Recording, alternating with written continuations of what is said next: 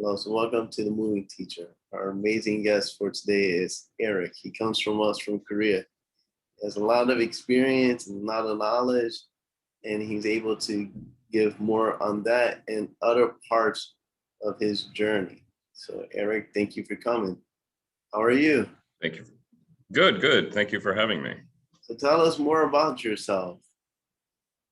Let's see. I'm from the United States originally. I've been in Korea since 2008.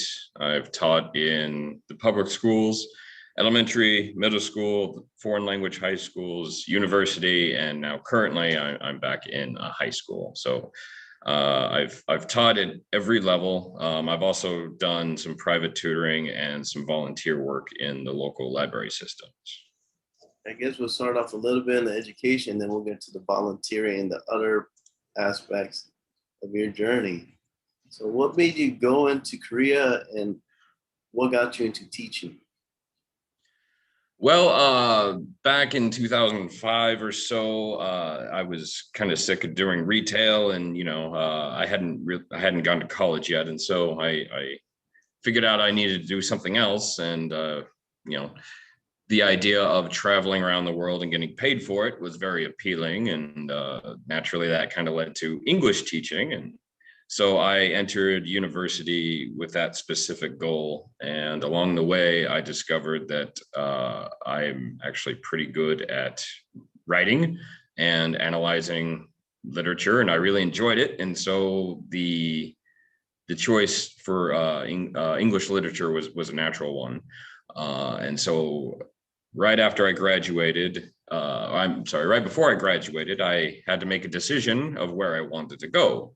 And I was very logical about it. I had this big piece of paper. I knew it was going to be Asia, so I boiled it down to three choices of China, Korea, and Japan. And I put pluses and minuses for each country, and Korea came out on top. And so I found a recruiting service who got me a job in the public school system over here, and that was it. And so within your journey, because I know because those are the three main areas in Asia, is China, Korea, and Japan. Because I know there's Singapore, or not Singapore, Thailand, Vietnam. But within your journey, how did you move around? Because I know you've taught, as you mentioned, high school and college. How did that run about within the transition? Oh, I did I did 6 years in the elementary school system, and I really enjoyed it at first. It was a fantastic experience. And then it just got to the point where I wasn't being challenged anymore, because I never had any training as a teacher, but those 6 years that really helped me, and I felt like I wasn't learning anything anymore. And so I looked into online master's programs, and I hooked up with University of Southern California and did a 2-year program, which I finished in a year. I was very motivated. So I could eventually get into university, which is kind of sort of the goal of any teacher who's been here for longer than a year or two. And then during that time, I also got a job at the foreign language high school. And for those of you who don't know, the foreign language high schools are elite. Every student there is fluent, absolutely fluent in English. And it was an incredible experience. I really enjoyed that. And then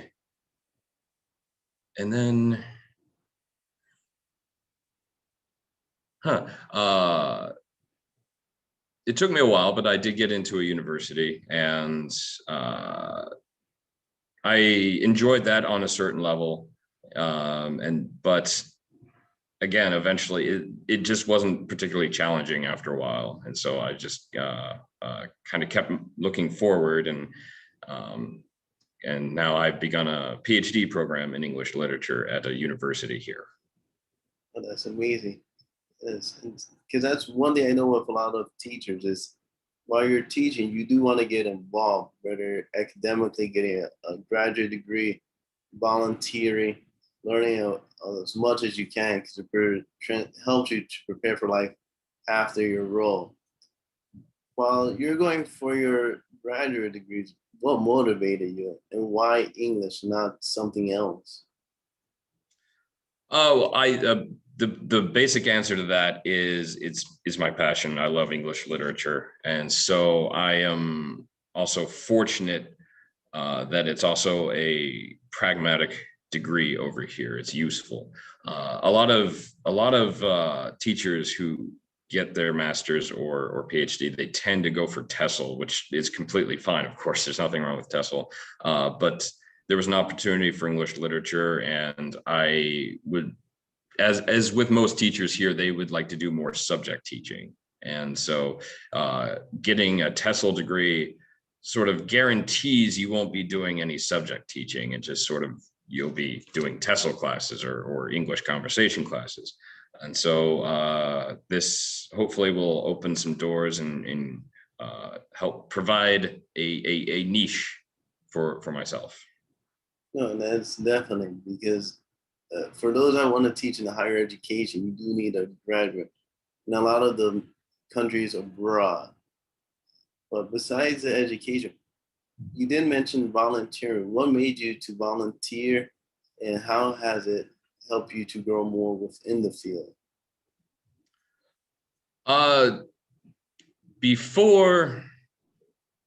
Before I thought about the PhD, or before I entered the PhD program, I took a year off to really study Korean because that was going to become a bigger necessity. And I'm also married, and so my visa is wide open for all these kinds of opportunities. So with the volunteer, there was a local library that I just walked into and asked to talk to, the chief librarian, and asked them if they were interested in a native teacher doing a couple hours a week. And of course they were absolutely thrilled, and they were very happy to have me. And so that was a fun experience. It did kind of, one of the main reasons I did it is because I wanted to give opportunity to students who can't afford private tutoring. However, what kind of happened, and I don't know if this is typical, but what happened was the students, the mothers of who can afford tutoring in Hagwons, they found out about my volunteering, and so they filled my classes with students who could afford private tutoring. And so after a while, I was like, okay, all I'm doing is just giving away free tutoring to people who can already afford it. So I kind of stopped doing that. But what the library experience offered me also was a chance to grow and expand within the community. I got hooked up into another library where I started doing paid classes once a week to adults. And so I was teaching them some film and literature because their levels are actually quite high too. And so that was a fun experience. I've been invited to do various presentations and other speaking engagements in the community. So those opportunities are out there. You just got to scratch a little bit to find them sometimes. Is there like a website, or is it just, or groups, or just walking into places? How can people learn more about volunteering opportunities? Well, if your Korean is good enough, or you got the help of someone who can speak Korean, you go to the city hall websites, and they actually can set you up with everything you need, and also the local library systems, or you can just walk in the door. I don't think any library is going to kick you out for trying to volunteer. I don't think that will ever happen. Yeah, because I know when I was in Korea, I know I did volunteer at Seoul Station on Sunday for Plur, which helps out the homeless. And I learned to have like word of mouth because I went through an event where I was helping out underprivileged children. And then from there, a group came and they said, hey, do you want to volunteer on Sunday? Yeah, because as you mentioned, you never know. You never know who you meet, and there's a lot more ways to get involved. Right, yeah. There's an orphanage near where I live that I've been wanting to get involved with, but right now I just don't have the time. Yeah, exactly. But when you did taught the children, the students that were struggling, that didn't have much, did you saw a huge growth with them, or was it being steady or declining compared to students that were, I mean, that had the money but not coming to you? Were you seeing like It's it's like sometimes the I it really has to be the mothers. Some of them are sharks, and so they are camped out on the phone or the sign-up sheet. Right when the library opens, they're there to put down their children's names. So some of the parents are very hawkish. I'm sorry, pardon me a second. Announcement. One moment, please. Here we go again. So go ahead, Eric. So you, I'm sorry. Yeah, go ahead. So you're saying that the mothers that had the money, that they would call and try to get their students free help and things of that nature. Yeah, once the word was out that there was a foreign teacher offering free classes in the library, that's all the motivation they need. And so by the end of my volunteer service at that library, I'm sure there would have been a better way to, I don't know. I don't know if there would be a way to actually sort of filter out and focus only on students who don't have these opportunities. But yeah, that it just became something else entirely. No, and it's true because you never know who. You can only do so much. Right. But after the volunteering, did you volunteer? Did you do anything else volunteer oriented, or did you just went back to yourself teaching, working on your degree? I just went back to teaching, working on my degree. My volunteer period was actually pretty short, but just that little bit opened a lot of doors, and I want to get back into volunteering at the next opportunity. So for anyone who is inclined to try that, this is a great place to do it, and any English teacher has the right skill set to pursue that. That's great. And is there anything else should teachers know before they're teaching, any ways they can grow? So we've covered a lot within volunteering. We've talked a lot about the education. Anything else, or within your journey that has helped you out? That's a very good question.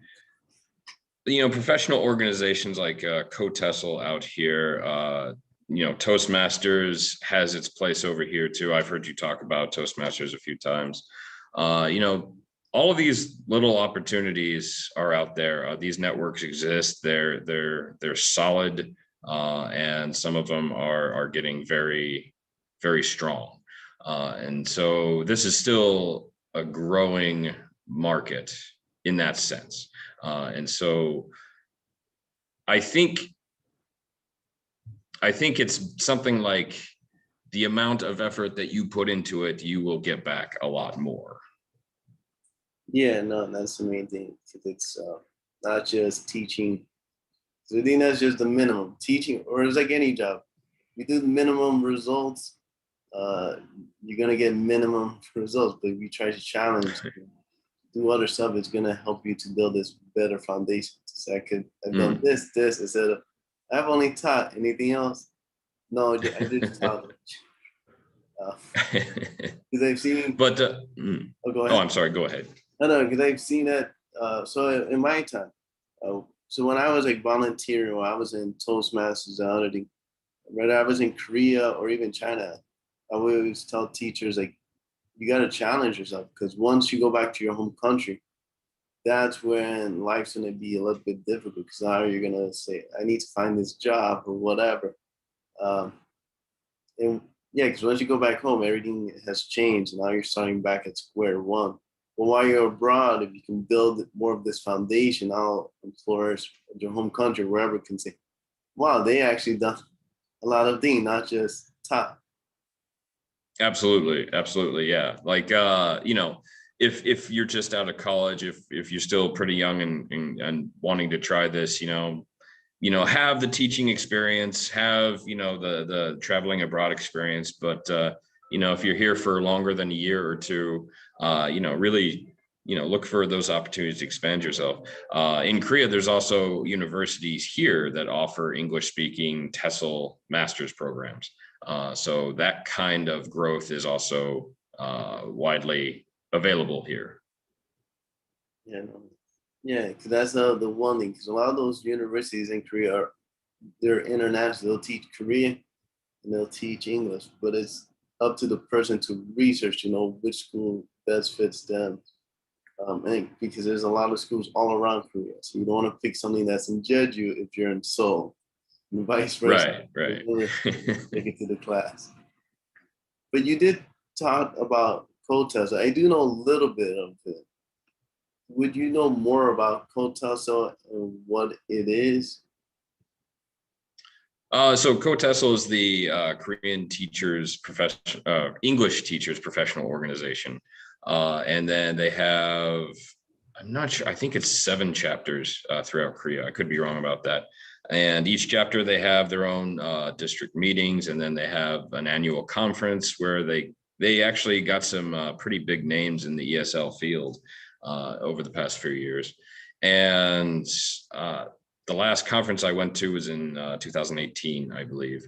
And I know they've been doing a lot of online stuff during Corona, but it's every time I go to these conferences, it's an amazing experience. I know, everybody's busy, whether you're actually busy with work or you're busy enjoying your life, and you're like, oh, go to a professional conference. But every single time I finish one of these conferences, I feel like I've learned so much. It's such a valuable experience. One more time, I'm sorry. Yeah, so you mentioned with TESOL that people can go to these events, but how can they be more engaged? As a member, can they volunteer? Can they set up their own events? What else can they do? During throughout the year, the district level in TESOL, they ask for submissions for anything that you feel that you can present to an audience. So teaching methods or materials or anything like that. I have not done that yet, but I would like to, so we'll see what happens in the future. But those opportunities to present yourself and present your ideas, they're out there, and they're out there for the taking. All you have to do is find the right people to ask, and then ask and volunteer, and you'll get it. Exactly, yeah, because that's the one thing. There's a lot of groups and communities. I know Korea is known more for bars and clubs, but there's a lot more ways to get involved, and there's a way to find more of your passion and knowing more about your journey. But is there anything else would you want to talk or mention about this interview? Maybe we've missed, or maybe you feel maybe you want to add in? I believe one of your previous interviews, the gentleman said, to be open-minded, and that's absolutely true. But also, I think be open-minded to yourself. Listen to yourself. If you're comfortable here and you want to continue here, then absolutely you should really consider that for yourself. If you don't like it here, or if you'd want to try someplace else, that's fine too.